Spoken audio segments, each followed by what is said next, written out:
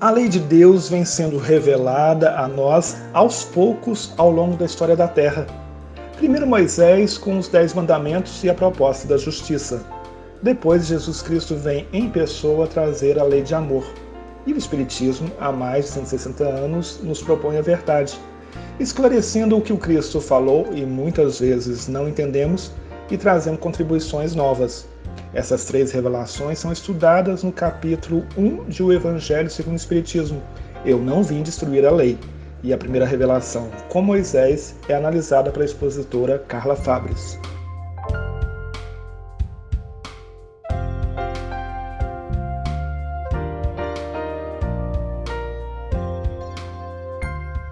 Vamos passar a leitura do nosso Evangelho, no capítulo 1.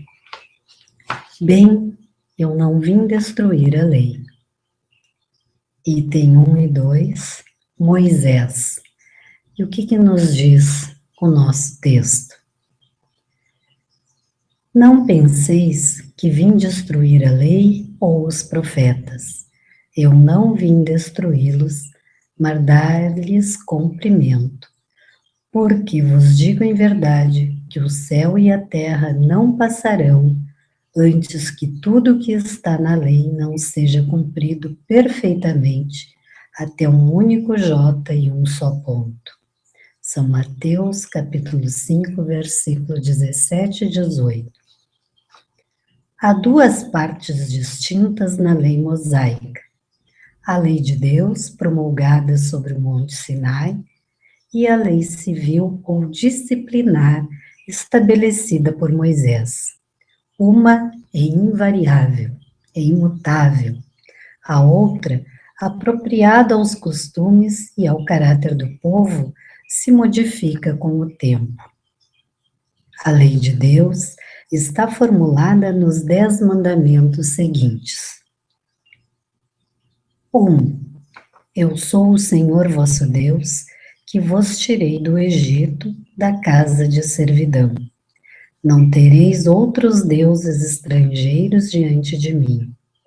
Não fareis imagem talhada, nem nenhuma figura de tudo que está no alto do céu e embaixo na terra, nem de tudo que está nas águas sob a terra.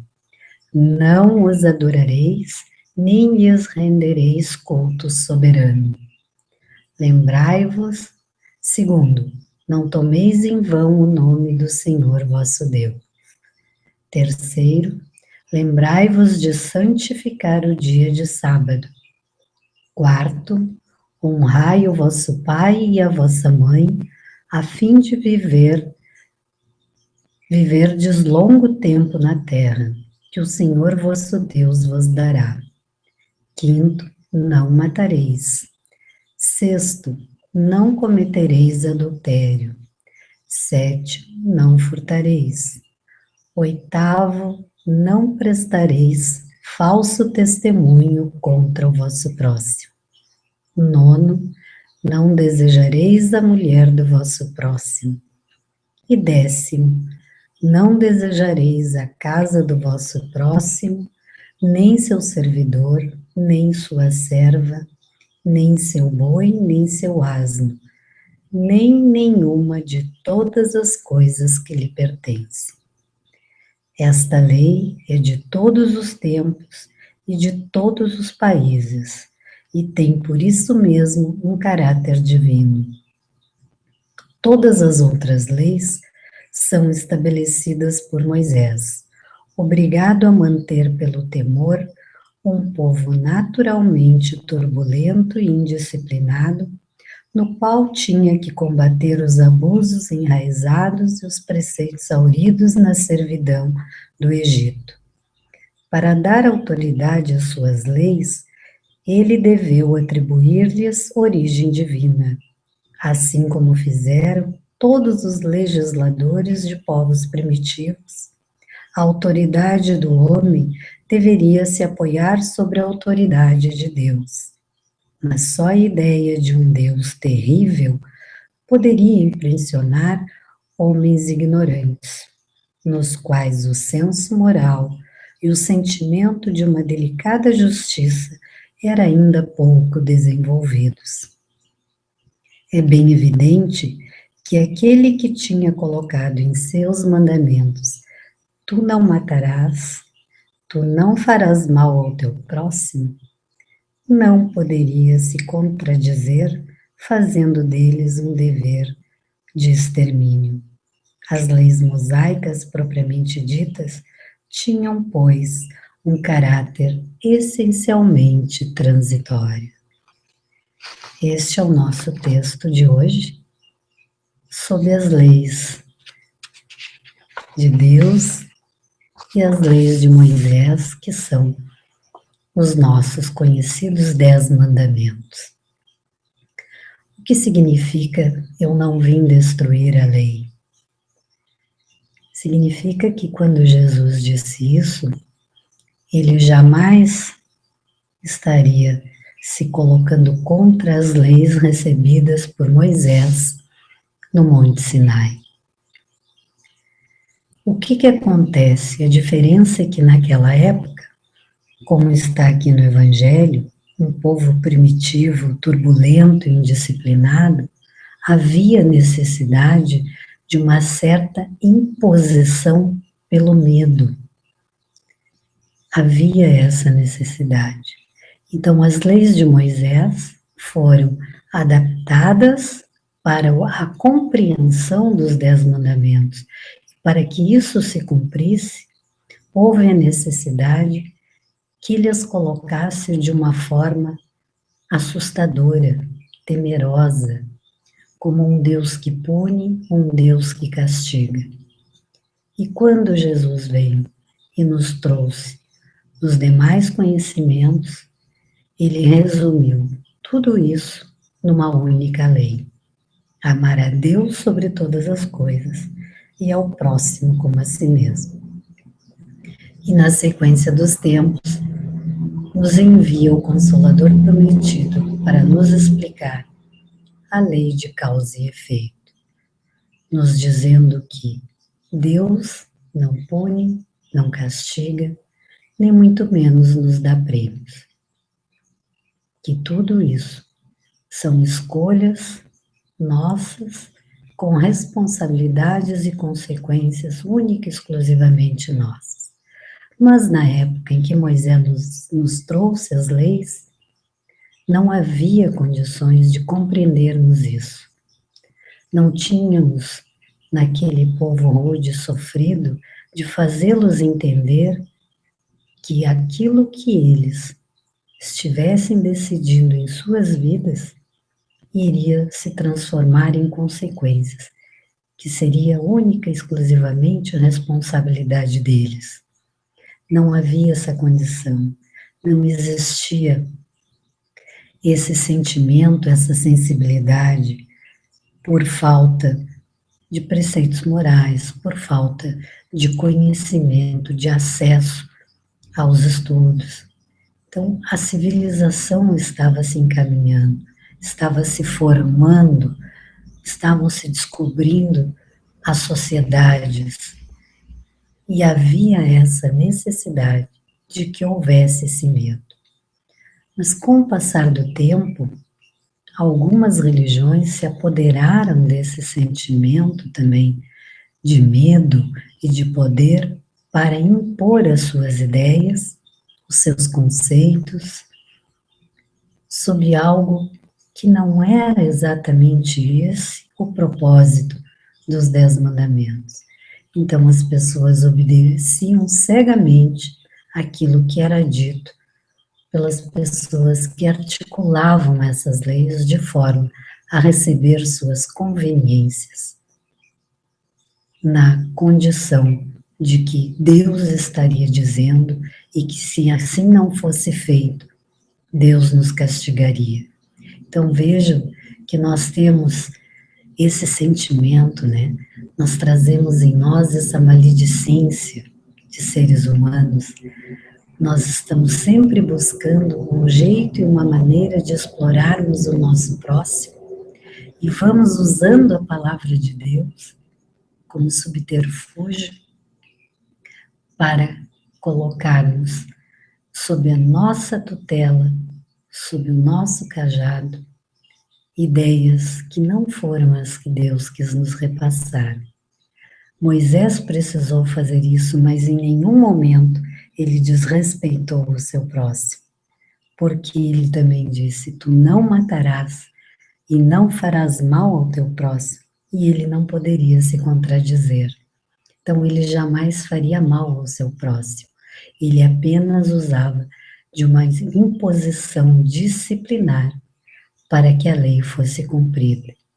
E ao longo do tempo, nós fomos distorcendo isso, e às vezes, como ainda vemos hoje, né, algumas religiões, por fanatismo, são capazes de ceifar vidas, várias vidas ao mesmo tempo, usando o nome de Deus.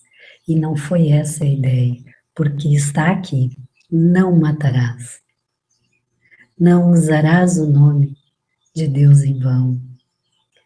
Então nós temos que ter muito cuidado quando vamos fazer uso da palavra divina. Quais são realmente as nossas intenções? Se nós estamos querendo compartilhar o respeito e o amor ao próximo, através da caridade, desenvolvendo a nossa essência moral, ou se nós estamos fazendo uso dessas leis para deixar com que o outro, que não tenha tanto acesso ao esclarecimento, ou não queira, não esteja disposto a aprender um pouquinho mais, fique ali sob as minhas ordens, fazendo tudo o que eu mando, como se eu tivesse o poder de Deus nas minhas mãos para colocar alguém sob as minhas ordens. Isso nós jamais deveremos fazer, porque nós vamos colher o fruto amargo da nossa semente mal plantada. Fazer uso da palavra de Deus para comandar vidas, explorar o nosso próximo financeiramente, nós estamos indo contra todo o princípio da lei de amor. Nós não estamos fazendo bom uso da palavra e das leis de Deus. Então nós temos que prestar atenção em como estamos agindo. Nós estamos sendo aquele homem de bem que estudamos na segunda-feira. Nós estamos agindo de má fé, um termo bem conhecido nosso, né? Agindo de má fé. Estamos fazendo uso de algo que nos foi concedido para nos aproximar da moral, nos aproximar por amor dos nossos semelhantes, que nós estamos usando isso de uma forma totalmente enganosa. Estamos iludindo, estamos sendo maledicentes, mal intencionados, exploradores. Os maus profetas estão ao nosso entorno. Cabe a nós prestarmos atenção naquilo que nos é oferecido e sabermos exatamente o que queremos seguir. Se queremos sermos manipulados, se queremos sermos iludidos, enganados por falsas promessas de paraíso eterno, de que a nossa vida financeira há de melhorar da noite para o dia, mesmo que estejamos desempregados. Isso não são palavras de fé e de confiança em Deus. Isso são palavras ilusórias e, pior, palavras enganosas, que não nos conduzirão a lugar nenhum, a não ser ao fanatismo religioso.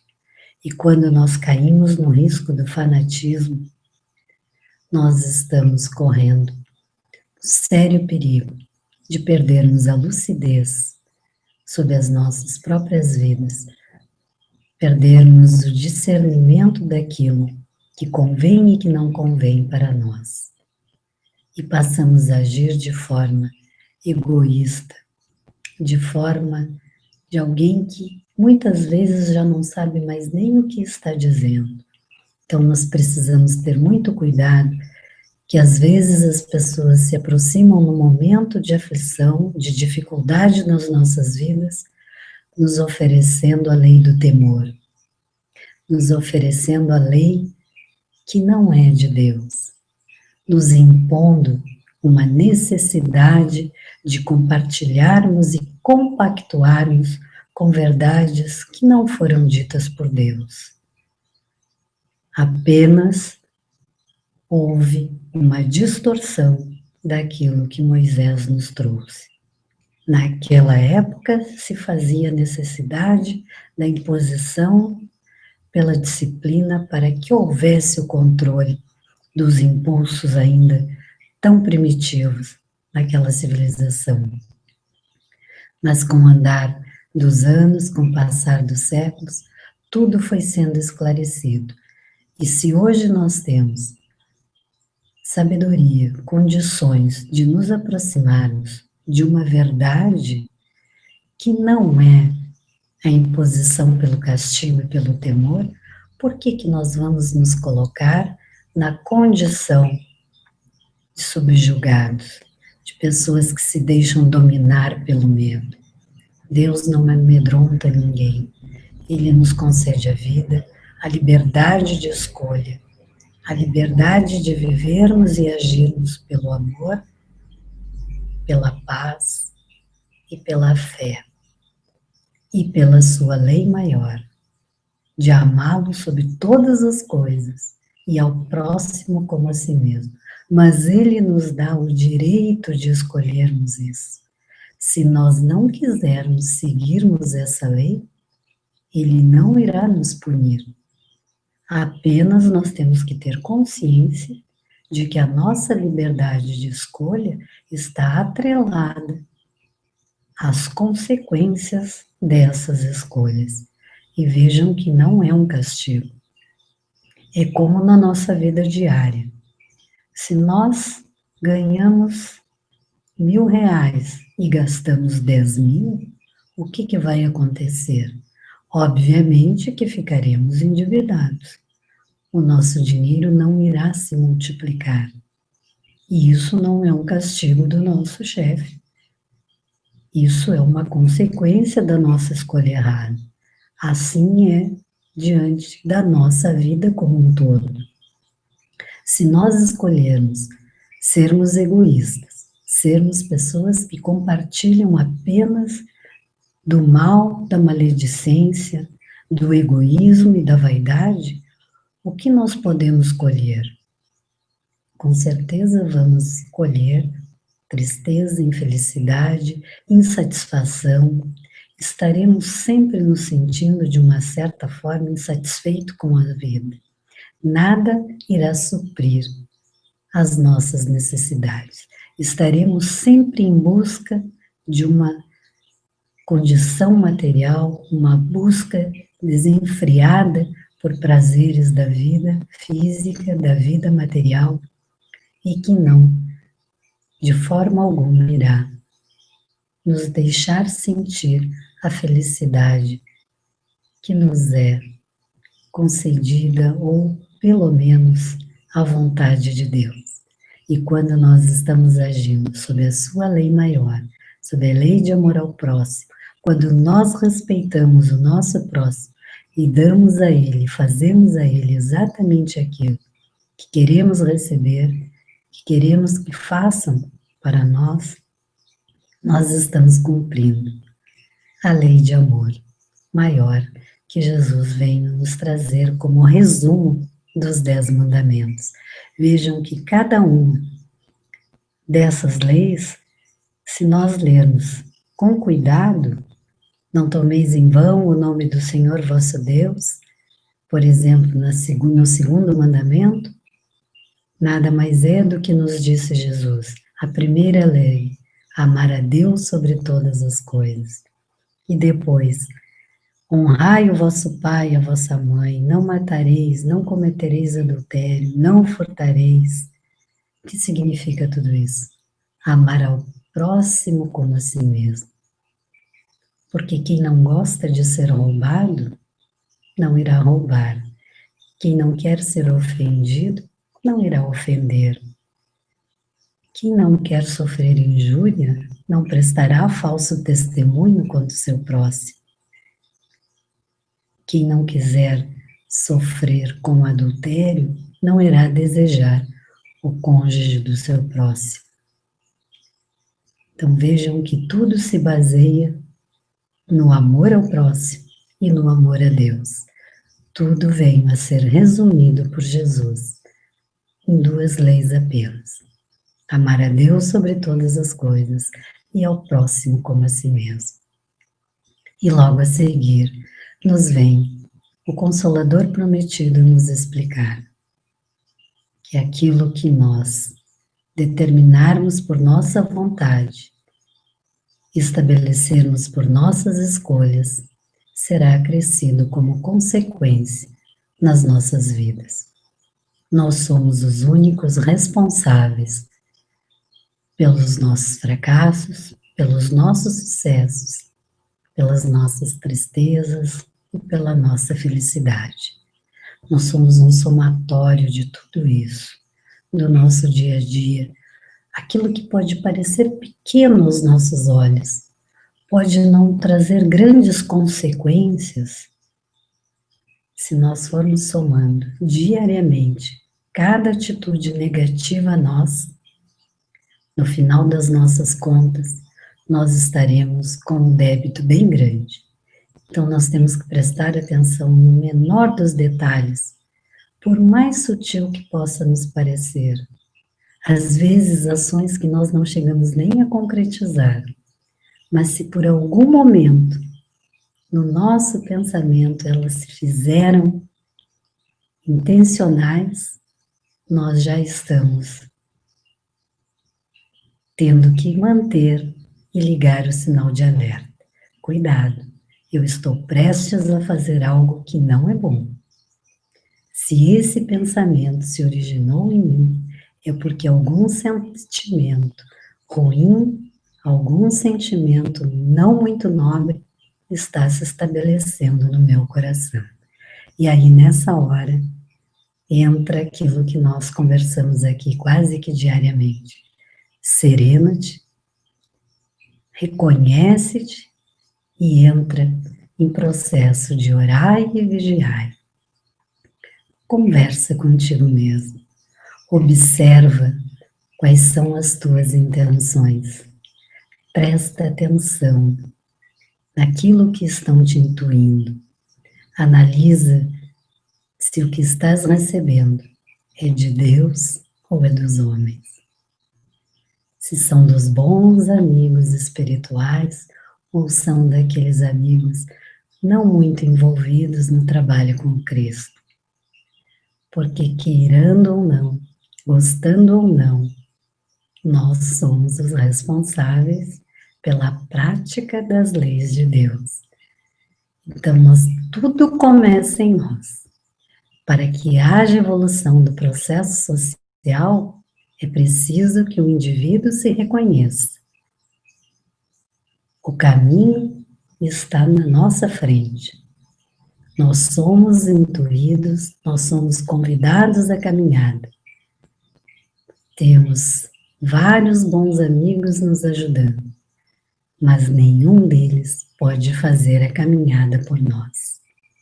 Somente nós, absorvidos desses sentimentos bons e nobres, ou de sentimentos não bons e não nobres, é que podemos fazer a caminhada. A escolha é sempre nós. Precisamos ter muito cuidado naquilo que vamos determinar por princípios e objetivos na nossa vida. Porque a lei de Deus, ela é imutável. A lei dos homens, ela pode ser mudada e ela é mudada conforme a necessidade social de cada época. Mas se alguma delas vier de encontro aos nossos princípios morais, algo está errado. Nós jamais podemos estabelecer leis que estejam contra as leis de Deus. Vamos dar um exemplo aqui. Por exemplo, nos países onde a lei do aborto é permitida. Nós que somos espíritas, que temos plena consciência das consequências graves disso, o simples fato dessa lei ser aprovada nos tira o peso da culpa, nos alivia da nossa culpa. Aqueles que são espíritas, que são cristãos, têm certeza absoluta que não. Porque a lei pode existir, mas nem tudo que é lícito nos convém, já nos diz Paulo. Então, é essa a ideia que nós temos que ter. A lei do homem, ela pode mudar de acordo com as conveniências sociais, mas a lei de Deus não muda. Está ali, bem resumido: não matarás. E aborto nada mais é do que nós matarmos uma vida. Não permitirmos que um irmão nosso reencarne e que se cumpra o seu processo evolutivo. Portanto, nós precisamos prestar atenção, porque o fato de estar na lei dos homens não significa que seja condizente com a lei de Deus, com os princípios morais de amor ao próximo. Vamos prestar atenção, meus amigos, porque nós não podemos jogar a culpa da nossa atitude, da nossa ação em cima de uma lei. Nós não podemos jamais dizer assim, mas eu tenho o apoio da lei, eu fiz porque posso fazer. Não é exatamente assim que funciona. Eu fiz por livre escolha, então eu vou sofrer as consequências dessa escolha, mesmo que a lei dos homens, o Código Civil dos homens, me permita fazer.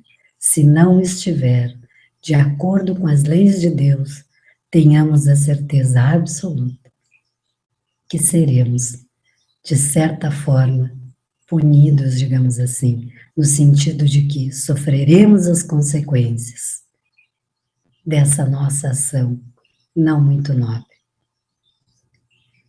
Devemos prestar muita atenção e termos muito cuidado na hora de fazermos essa separação entre a lei dos homens e a lei de Deus.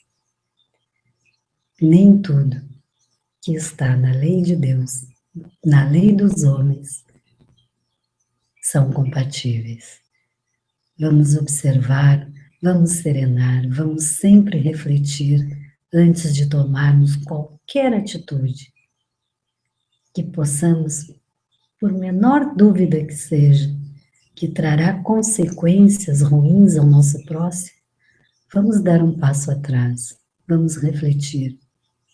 Mesmo que uma multidão fique contra nós, mas se Deus estiver conosco, estiver nos apoiando e nos dizendo que essa foi a melhor escolha, não tenhamos medo, não sejamos covardes, porque somos aqueles que têm a coragem de andar contra a correnteza do mal.